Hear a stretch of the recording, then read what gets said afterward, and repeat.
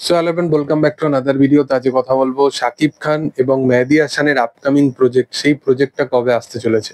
তো মূলত যেটা আপডেট উঠে আসছে যে শাকিব খান মেহেদী হাসানের এই প্রজেক্টটা, এটাও সম্ভবত সবকিছু ঠিকঠাক থাকলে 2026 সালে আসতে চলেছে। শাকিব খানের আপকামিং যেরকম কাজ আছে, যার মধ্যে যে সমস্ত পরিচালকের নাম উঠে আসছে, যার মধ্যে অবশ্যই প্রথম নামটা যেটা নেওয়া হতে হবে সেটা হচ্ছে আবু হায়াত এবং শিরিন সুলতানা অ্যাজ এ প্রযোজক হিসাবে তাদের কাজ আসতে চলেছে প্রথম, যেটা রোজার ঈদে আসতে চলেছে।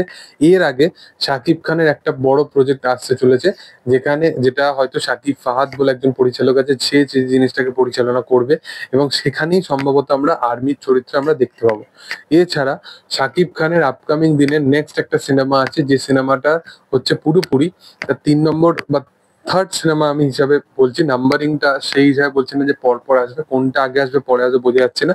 মানে একটা হলিউড প্রজেক্ট নিয়ে একটা ভাবনা চিন্তা করা হয়েছে, যে প্রজেক্টটা প্রডিউস করবে হচ্ছে আসিফ আকবর বলে যিনি প্রডিউসার আছেন তিনি।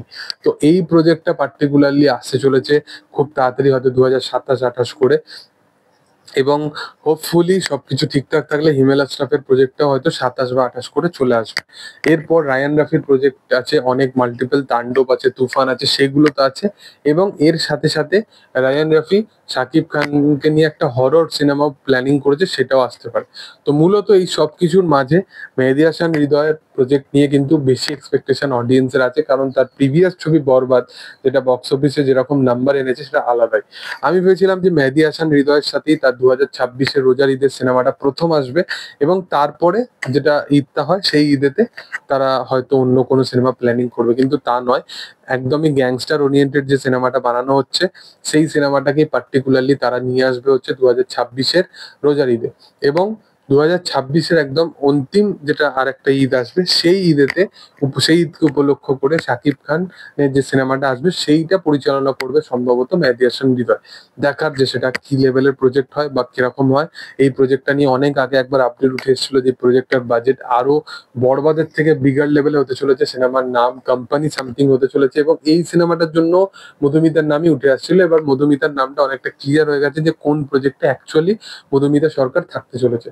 দেখার যে সেটা কি হয় আপকামিং দিনে। আমি প্রচন্ড ভাবে এক্সাইটেড আছি। মেহেদী হাসান হৃদয়ের ভিজুয়াল খুব ভালো, এবং সে শাকিব খানকে দারুণভাবে প্রেজেন্ট করে, এবং তার কনভিনসিং পাওয়ারও খুব ভালো।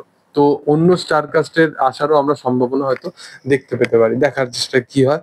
তো তোমাদের কি বক্তব্য বিষয়টা নিয়ে সেটা তোমরা অবশ্যই কমেন্টে জানিও। ভিডিও ভালো লাগলে অবশ্যই লাইক করো, শেয়ার করো, সাবস্ক্রাইব করো চ্যানেলটাকে, এবং পাশে থাকা বেল আইকনটা অবশ্যই প্রেস করে দিও। Thank you all, by.